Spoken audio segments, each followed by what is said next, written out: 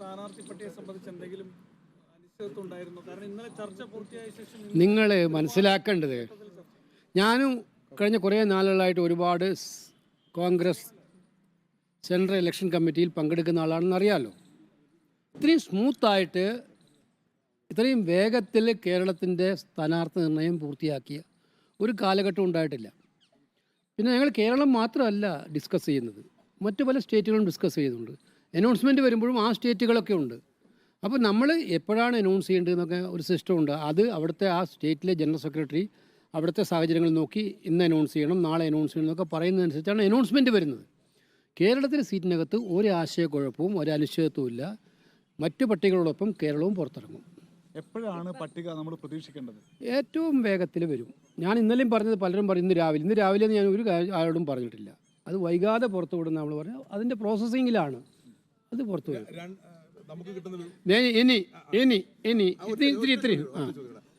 വിവരം അനുസരിച്ച് 2 ദേശീയ നേതാക്കൾ കേരളത്തിലേക്ക് പോകുന്നു എന്നുള്ളതാണ്, മത്സരിക്കാൻ പോകുന്നു എന്നുള്ളതാണ്. ഇത് കേരളത്തിന്റെ അല്ലെങ്കിൽ പ്രത്യേകിച്ച് കോൺഗ്രസിന്റെ ഈ ഒരു പോരാട്ടത്തിന് എത്രത്തോളം ശക്തി പകരുന്ന ഒരു നീക്കമാണ്? അല്ല, ഞങ്ങളെ സംബന്ധിച്ചിടത്തോളം ഞങ്ങൾ മത്സരിക്കുന്ന ഓരോ സീറ്റും പോരാട്ടം തന്നെയാണ്. ഏറ്റവും ശക്തമായ പോരാട്ടം തന്നെയാണ് ഞങ്ങൾ നടത്താൻ ഉദ്ദേശിക്കുന്നത്. ഈ വർത്തമാനകാല കാലഘട്ടത്തിൽ എതിർ രാഷ്ട്രീയ പ്രസ്ഥാനങ്ങൾക്ക് ലെവൽ പ്ലേയിങ് ഫീൽഡ് പോലും നിഷേധിച്ചുകൊണ്ട് രാഷ്ട്രീയ പാർട്ടികളുടെ എല്ലാവിധമായിട്ടുള്ള പ്രവർത്തന സ്വാതന്ത്ര്യവും സോഴ്സും നിഷേധിച്ചുകൊണ്ട് നടത്തുന്ന ഒരു കിരാത ഭരണകാലത്താണ് ഈ ഇലക്ഷൻ നടക്കുന്നത്.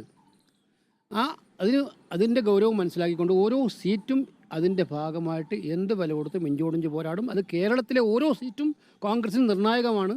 ആ സീറ്റ് കോൺഗ്രസിൻ്റെ എണ്ണം കുറക്കാൻ ഇവിടെ പലർക്കും ഒരുപാട് താല്പര്യമുണ്ട്, അതിന് പലരും യോജിപ്പിലുമാണ്. പക്ഷെ ഞങ്ങൾക്ക് ആ സീറ്റുകളൊക്കെ നിർണായകമാണ്. ഇപ്പം ഞാൻ ചോദിക്കട്ടെ, ഞാൻ മിനിഞ്ഞാന്ന് സത്യത്തിൽ ഒരു പ്രസ്താവന കണ്ടപ്പോൾ ഞെട്ടിപ്പോയി. നിങ്ങൾ മാധ്യമങ്ങളത് കൊടുത്തു, പിന്നീട് അതിന് പ്രാധാന്യം കൊടുത്തതായി കണ്ടില്ല.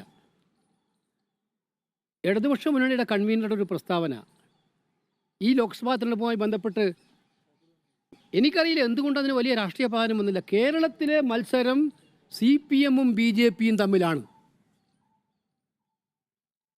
ഭാരതീയ ജനതാ പാർട്ടിക്ക് വേണ്ടിയിട്ട് ഇത്രയും വലിയൊരു PR വർക്ക് വേറെ ആരെങ്കിലും ചെയ്തിട്ടുണ്ടോ കേരളത്തിൽ? BJP-ക്ക് വേണ്ടി ഇത്രയും വലിയൊരു PR വർക്ക് ഞാൻ ബഹുമാനായ ശ്രീ ജയരാജനെ വെല്ലുവിളിച്ചുകൊണ്ട് പറയാൻ ആഗ്രഹിക്കുന്നു. എവിടെയെങ്കിലും BJP 2ാം സ്ഥാനത്ത് കേരളത്തിൽ പോകുന്നുണ്ടെങ്കിൽ അവിടെ CPM 3ാം സ്ഥാനത്തായിരിക്കും. Take it from me.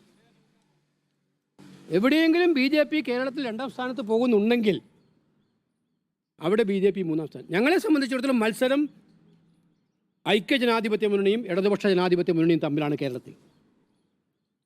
BJP ശ്രമിക്കുന്നുണ്ട് പലയിടത്തും പല രീതിയിൽ സ്വാധീനിച്ച് കേരളത്തെ പിടിക്കാൻ.